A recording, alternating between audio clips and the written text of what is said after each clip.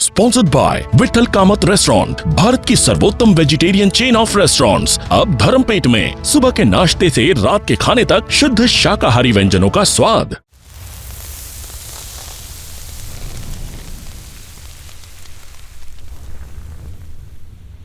क्या लगता है? अच्छा, क्या है माहौल, कैसा लग रहा है? माहौल जो है अच्छा होगा, जो आएंगे वो अच्छे होंगे, अपन क्या बोल सकते हैं।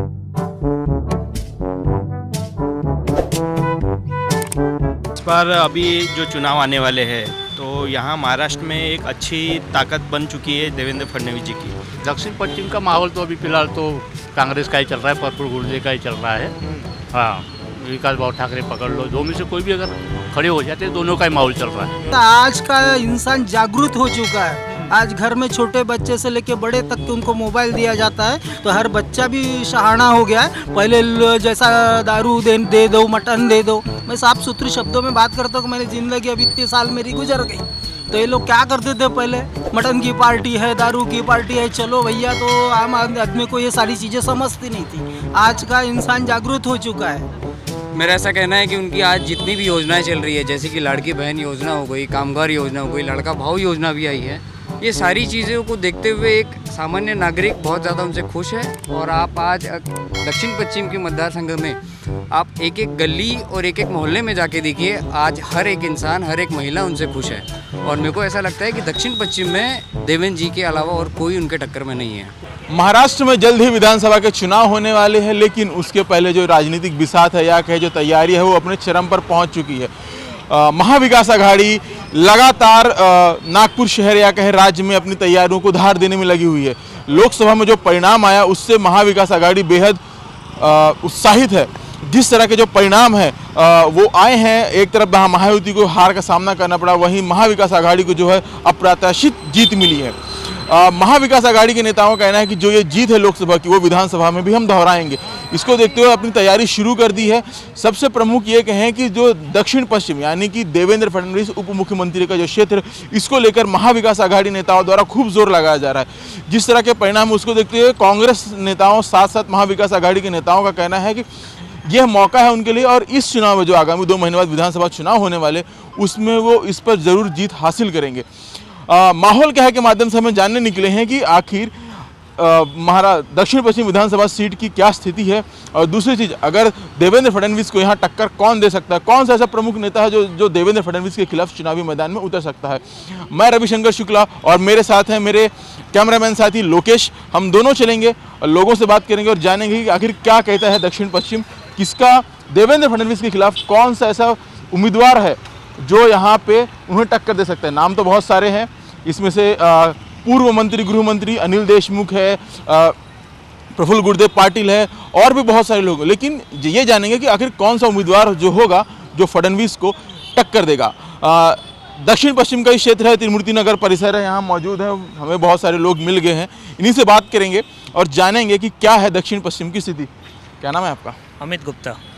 गुप्ता जी बताइए, दक्षिण पश्चिम में 2 महीने बाद चुनाव होने वाले महाराष्ट्र विधानसभा में देवेंद्र फडणवीस का क्षेत्र है, क्या स्थिति है उनके लिए? देवेंद्र फडणवीस जी ये अपने विकास के ऊपर यहाँ खड़े होते हैं हर बार, और डेवलपमेंट उनका मेन एजेंडा होता है, ना कि किसी तरीके का प्रोपेगेंडा वो करते हैं। हम यहाँ के रहवासी काफ़ी समय से उनको देखते हुए आ रहे कि छोटे छोटे रोड सीमेंट के, रिंग रोड का सुधारना हो गया, एक्सीडेंट कम हो गए, काफ़ी अच्छे सुधार हुआ है। इसको देखते हुए हमको लगता है कि दक्षिण पश्चिम के लिए भाजपा के देवेंद्र फडणवीस काफ़ी अच्छे कैंडिडेट हो सकते हैं। अच्छे कैंडिडेट होंगे देवेंद्र फडणवीस, तो अच्छे कैंडिडेट होंगे। वर्तमान सिटिंग यहाँ के एमएलए भी हैं, लेकिन विपक्ष में ये चर्चा चल रही है कि जो एक तगड़ा उम्मीदवार देंगे, मौका है उनके लिए ये सीट जीतने के लिए। बहुत सारे नाम की चर्चा चल रही है, जिसमें एक अनिल देशमुख भी है, प्रफुल्ल गुर्जर पाटिल है। क्या लगता है कौन सा ऐसा, कितना टक्कर होगी? अगर ये दोनों में से किसी एक को भी मौका मिलता है तो क्या स्थिति होगी दक्षिण पश्चिम के, मुकाबला किस तरह होगा? हम चाहेंगे जो भी उम्मीदवार अगेंस्ट पार्टी का हो, वो कोई भी हो, उन सबको अधिकार है कि क्या नाम है देवेंद्र जी के अगेंस्ट हो के क्या नाम है चुनाव लड़ने का, मगर विकास के मुद्दे पे वो सामने आए, उनने अभी तक की इस क्षेत्र के लिए क्या किए वो पहले बताए, ना कि जाति और पार्टी के ऊपर राजकारण करें। बस मैं इतनी उम्मीद करूंगा उस हर कैंडिडेट के, चाहे वो कोई भी हो, कांग्रेस का हो या किसी भी पार्टी का हो। क्या लग रहा है काका? राइट सर, एकदम इन्होंने अभी जो बात बोले एकदम सत्य परिस्थिति है। क्योंकि यहाँ के जो नगर सेवक है, वो नगर सेवकों ने, यदि वो हमारे नगर सेवक है वो सेवक का कार्य करते नहीं। वो अगर पब्लिक जनता जाती है तो उनको बताया करते हैं कि वो आपके इधर का कार्य हम नहीं करेंगे, उधर का करेंगे, ऐसी कुछ बातें हो चुकी है। इसलिए मैं अपनी तरफ से तो बोलना चाहता हूँ कि जो विकास के कार्य हो रहे अच्छे हो रहे। क्या लगता है देवेंद्र फडणवीस के खिलाफ दो नाम चल रहे हैं, बहुत सारे नाम हैं, लेकिन सबसे ज़्यादा चर्चा जो है अनिल देशमुख की है और प्रफुल्ल गुर्दे पाटिल की है। कैसा मुकाबला होगा दोनों में से? अगर किसी को भी यहाँ से टिकट मिलती है तो जी दोनों जीतेंगे दोनों में से? क्या देवेंद्र फडणवीस की क्या टक्कर कैसी होगी चुनाव में? नहीं, टक्कर तो कैसा है, जो जैसा चल रहा है वैसा ही होगा। अगर वो प्रयत्न करेंगे, उनकी अगर इच्छा है लड़ने की तो वो काम करे, वो जाए, सबसे मुलाकात करे, घर घर में जाए, अपनी कुछ योजनाएं बताए, अच्छी योजनाएं बताए। वो गलत योजना बताएंगे तो कौन सा ऐसा? आज का इंसान जागरूक हो चुका है। आज घर में छोटे बच्चे से लेके बड़े तक के उनको मोबाइल दिया जाता है, तो हर बच्चा भी शहाना हो गया है। पहले जैसा दारू दे दो, मटन दे दो। मैं साफ सुथरे शब्दों में बात करता हूँ कि मैंने ज़िंदगी अभी इतने साल मेरी गुजर गई, तो ये लोग क्या करते थे पहले? मटन की पार्टी है, दारू की पार्टी है, चलो भैया। तो आम आदमी को ये सारी चीज़ें समझती नहीं थी।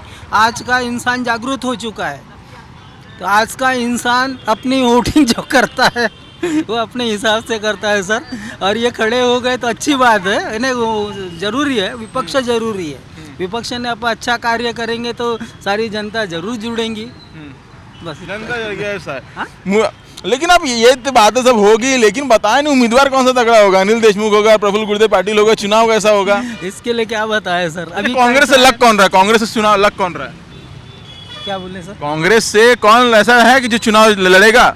जी देखो, अभी तो इधर से अपने विकास भाऊ ठाकरे, एक बात बता, तो बहुत अच्छी छवि थी इनकी, बहुत अच्छा कार्य किए इन्होंने, उन्होंने अच्छा ये किए। उनसे बहुत अपेक्षा थी, सारी जनता को अपेक्षा थी, क्योंकि उन्होंने अच्छे कार्य किए। तो अभी दोनों में से हम क्या बताएं? क्या लग रहा है फिर कौन है कांग्रेस का अच्छा उम्मीदवार? कौन होगा? अनिल देशमुख का भी नाम चल रहा है, प्रफुल्ल गुर्दे पाटिल का भी नाम चल रहा है। कौन टक्कर दे पाएगा दक्षिण पश्चिम में? प्रफुल्ल गुर्दे तो देना चाहिए टक्कर। देना चाहिए। हाँ, प्रफुल्ल गुर्दे का थोड़ा सा बताइए विस्तार से, कैसे किस तरह? उतना ज़्यादा तो विस्तार से नहीं बता सकता, और वैसे अगर विकास बाबू खड़ा हो तो वो तो सबसे अच्छी बात है। हाँ। लेकिन अभी टक्कर में तो प्रफुल्ल गुर्दे ही चल रहे हैं। प्रफुल्ल गुर्दे उन्हीं का नाम चल रहा है आगे। उन्हीं का नाम चल रहा है। हाँ। क्या तो क्या लग रहा है टक्कर दे? मतलब क्या माहौल क्या फिर क्या है इस बार फिर देखो, दक्षिण पश्चिम का माहौल तो अभी फिलहाल तो कांग्रेस का ही चल रहा है, प्रफुल्ल गुर्दे का ही चल रहा है। हाँ, विकास बाबू ठाकरे पकड़ लो, दो में से कोई भी अगर खड़े हो जाते हैं, दोनों का ही माहौल चल रहा है। हरा देंगे प्रफुल्ल गुर्दे पाटिल फडणवीस को? बिल्कुल हरा देंगे। फडणवीस का कैसा काम है, जिसका चेहरा स्मार्ट हो उसके ऊपर पूरे से क्रीम पाउडर लगा के उसको स्मार्ट बनाओ। लेकिन जिसका अंदर से खोट है, जैसे ये रोड चमक रहे, बस्ती के अंदर जाकर देखो तो पूरी गंदगी। देवेंद्र फडणवीस का एरिया है ये वाला।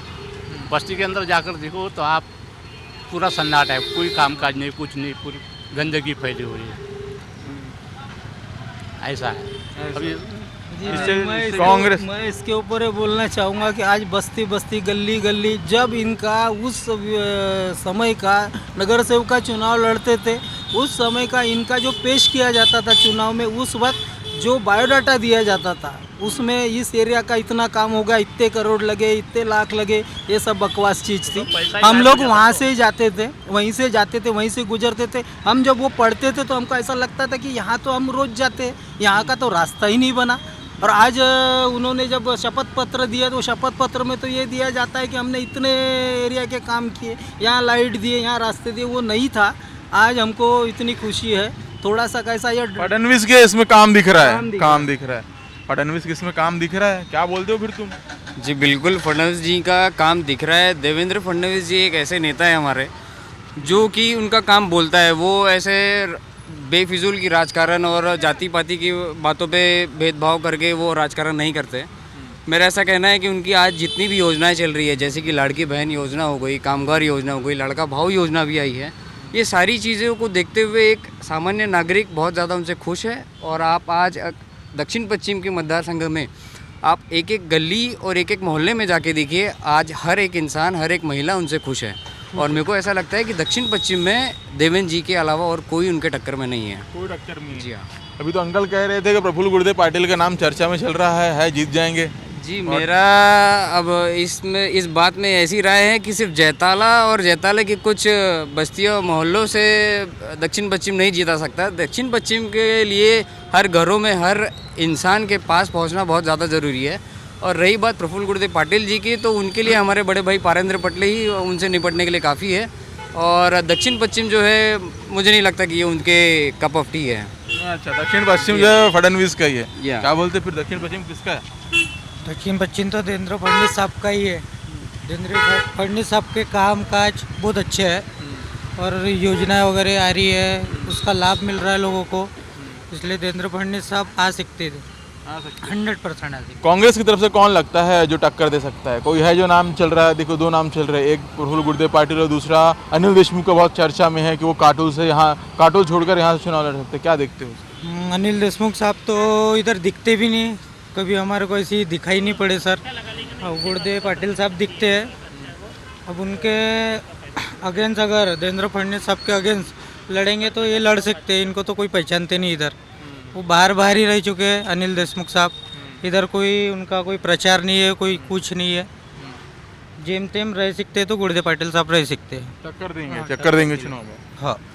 क्या देखते हैं फिर, कौन देगा चुनाव में टक्कर देवेंद्र फडणवीस? इस बार अभी जो चुनाव आने वाले हैं तो यहाँ महाराष्ट्र में एक अच्छी ताकत बन चुकी है देवेंद्र फडणवीस जी की, और दक्षिण पश्चिम उनका गढ़ रह चुका है। और ज़्यादातर योजनाएं का जो भी ज़्यादातर फ़ायदा जो उठा रहे हैं अपन दक्षिण पश्चिम में आकर ही, यहीं पे लाडली योजना हो गई, कामगार योजना हो गई है, वयोवृद्ध जो वयोश्री योजना है, ये भी योजना के अंतर्गत बहुत से लोगों ने आज लाभ ले चुका है।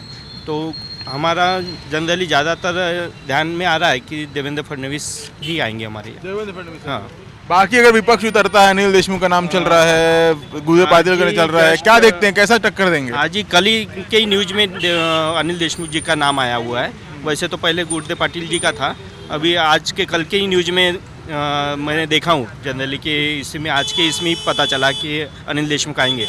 लेकिन अनिल देशमुख जी की टक्कर काफ़ी कम रहने वाली है, ऐसा कुछ लगना है। यहाँ पे तो दक्षिण पश्चिम में जो है सिर्फ देवेंद्र फडणवीस का ही टक्कर। देवेंद्र फडणवीस। तो ये यहाँ की जनता का है, जिनका कहना है कि दक्षिण पश्चिम जो है देवेंद्र फडणवीस का गढ़ है। हालांकि कुछ लोगों ने गुरुदेव पाटिल और अनिल देशमुख को लेकर भी कहा कि अगर वो लड़ते हैं तो अब जो चुनाव होगा वो थोड़ा सा रोचक हो जाएगा। अभी और लोगों से बात करेंगे और जानेंगे आखिर दक्षिण पश्चिम में क्या है हाल।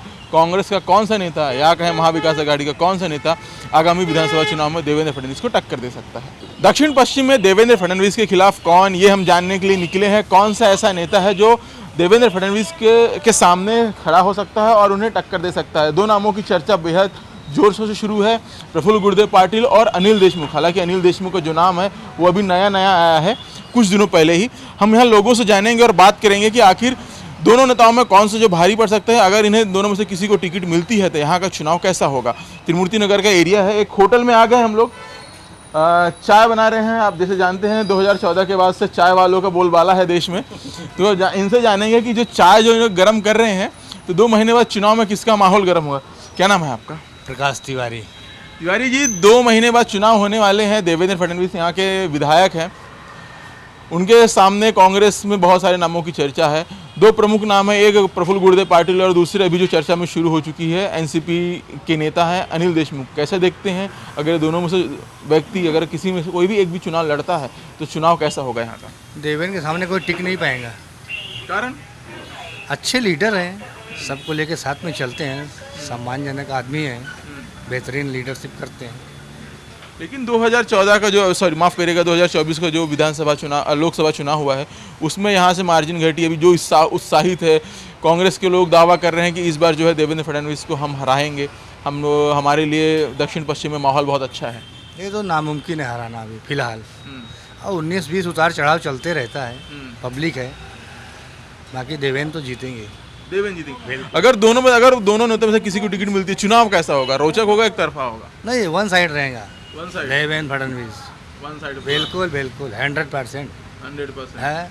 कहाँ चल दिए आप नहीं बोलेंगे? बोलो ना। तो हमको सर कुछ बोलना आता नहीं। अरे इतना तो अच्छा बोल रहे हैं आप, बताइए। बोलते हैं कि आपको बोलना नहीं आता है। कुछ भी क्या सर लगता नहीं है? सर। अच्छा, क्या है माहौल, कैसा लग रहा है? माहौल जो है अच्छा होगा, जो आएंगे वो अच्छे होंगे। अपन क्या बोल सकते, जो जैसा करेंगे उसको वैसा मिलेगा। जो जैसा करेगा वैसा मिलेगा। हाँ। कोई भी पार्टी आए जो आएंगे वो अच्छा ही होगा। हमारे तरफ से तो यही है। चर्चा चल रही है, कैसे लग रहा है अगर प्रफुल्ल गुर्दे पाटिल तो इसी एरिया के हैं तो कैसे हैं? अच्छा, तगड़ा मुकाबला होगा? हाँ, मुकाबला तो होगा तगड़ा, माहौल तो जमेगा ही। अब देखो कौन आता है, जिसका रिलेशन अच्छा होगा उसकी जीत होगी। किसका रिलेशन अच्छा, वही तो पूछ रहा हूँ। अब अच्छा तो दोनों पार्टी का है, अपने हिसाब से दोनों का अच्छा है, पर जो पब्लिक जो चाहेंगी वो होगा। पब्लिक जो चाहेगी वो होगा। जहाँ भी बीजेपी शासित राज्य है बहुत बेहतरीन सरकार चल रही है, एकदम उम्दा। गुंडा राज, चुंडा राज सब खत्म, जो बदमाशी अदमाशी सब खत्म। साले बाहर के रोहिंग्या आके भरे हुए हैं देश में, हैं? उनके लिए भी कार्य कर रही है सरकार, ठिकाने लगाने के लिए। आके चोरी चकारी मार पीट ये वो दंगा फंगा यही कर रहे हो। बांग्लादेश से भरे हैं सब, हटाना जरूरी है। हटाना ये जरूरी। सरकार हटाएंगी, सरकार हटाएगी। आ रही है, फिर रिपीट हो रही है सरकार? अरे बहुत सालों तक अभी चलेंगी ये। बहुत सालों तक? हाँ। अरे बड़ा कॉन्फिडेंस से कह रहे हैं आप ये। बिल्कुल कॉन्फिडेंस, बहुत सालों तक अभी। बहुत सालों तक आपने सुना, बहुत सालों तक ये सरकार चलेगी। वड़ा पाव वाले अंकल हैं, वड़ा पाव बना रहे हैं। मुंबई का वड़ा पाव जो नागपुर में बहुत फेमस हो गया है, उनसे भी जान लेंगे। और यहाँ पे कस्टमर भी आके बैठे हुए हैं, इनसे भी जानेंगे कि आखिर क्या है माहौल। क्या नाम है आपका? सुभाष दूध बड़े। कहाँ रहते हैं? यहीं रहते हैं? नहीं, गढ़चिरौली रहता है। अरे गढ़चिरौली, तो यहाँ कैसे आ गए? वो बच्चे की तबीयत बराबर नहीं है, उसको एडमिट किए थे दवाखाने में। अच्छा। हाँ, उसका ऑपरेशन हो गया तो आए थे इधर। बाकी सब ठीक है? बहुत बारिश है ये गढ़चिरौली में? बहुत बहुत बारिश है। क्या है फिर माहौल, क्या लग रहा है इस बार महाराष्ट्र का? अभी क्या होता क्या देखेंगे। अभी क्या सरकार बदल रही है कि आ रही है वापस? नहीं, बदलने को होना है ना। बदलने को होना, मतलब कारण बताइए थोड़ा। ऐसा थोड़ा चेंज होना नहीं क्या, एक ही ऐसा थोड़ा चेंज रहा तो अच्छा होता। अच्छा, देवेंद्र फडणवीस को लेके क्या सोचते हैं? नहीं, अच्छे है वो भी नहीं है, लेकिन सरकार बदलने को ना, ऐसा मेरा विचार है। सरकार बदलने को। अंकल, सरकार बदलने को ना? हाँ? कारण? कारण? अरे आप तो मुस्कुरा रहे हैं, बता नहीं रहे हैं, बस कह रहे हैं कि सरकार बदलनी चाहिए। तो ये थी यहाँ के लोग जिनका कहना है कि देवेंद्र फडणवीस के खिलाफ अगर कोई भी खड़ा होता है तो जो दक्षिण पश्चिम का खासकर उनका कहना है कि जो चुनाव एक तरफा होगा। हालांकि जो विधानसभा चुनाव में तो 2 महीने का समय है, वहीं ना ही प्रत्याशियों का अभी तक पूरी तरह जो है ऐलान किया गया है, सिर्फ चर्चाओं का दौर शुरू है। अभी थोड़ा सा और आगे चलेंगे और जानेंगे कि क्या है दक्षिण पश्चिम का हाल। अगर कांग्रेस की तरफ से किस उम्मीदवार को मिल सकती है टिकट, अगर प्रफुल्ल गुर्दे पाटिल और अनिल देशमुख को अगर दोनों में से किसी एक को टिकट मिलता है तो कैसा होगा मुकाबला। चलिए, दक्षिण पश्चिम में कांग्रेस का कौन सा प्रत्याशी जो देवेंद्र फडणवीस को टक्कर दे सकता है, ये जानने के लिए हम निकले हैं। आईटी पार्क है ये, आईटी हब का एक क्षेत्र बन गया है। यहाँ पे हमें कुछ लोग मिल गए, इनसे जानेंगे कि आखिर दक्षिण पश्चिम में कांग्रेस का कौन सा ऐसा प्रत्याशी है जो देवेंद्र फडणवीस को टक्कर दे सकता है। सर, क्या नाम है आपका? कपिल दुबे। दुबे जी, विधानसभा के चुनाव आने वाले हैं, क्या लगता है कांग्रेस का कौन सा प्रत्याशी जो है देवेंद्र फडणवीस को टक्कर दे सकता है? और अगर 2 नाम प्रमुखता से चल रहे हैं, गुर्दे पाटिल और अभी तो हाँ 1-2 दिनों में फिर से जो चर्चा में आ गए हैं वो है अनिल देशमुख, कैसे देखते हैं?